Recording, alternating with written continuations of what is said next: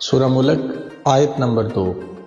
اللہ سبحانہ و تعالی ارشاد فرماتا ہے، جس نے موت اور زندگی کو پیدا فرمایا کہ وہ تمہیں آزمائے کہ تم میں سے کون عمل کے لحاظ سے بہتر ہے، اور وہ غالب ہے بڑا بخشنے والا۔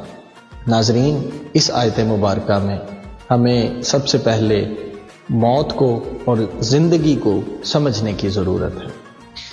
ہاں، ہماری ہر وہ سانس یا ہماری ہر وہ یاد جس میں ہمارا رب شامل ہے، اس لمحے ہم زندہ ہیں، اور ہماری ہر وہ سانس یا ہماری ہر وہ یاد جس میں ہمارا رب شامل نہیں ہے، اس لمحے ہم غفلت میں ہیں، یعنی ہم موت کی صورت میں ہیں۔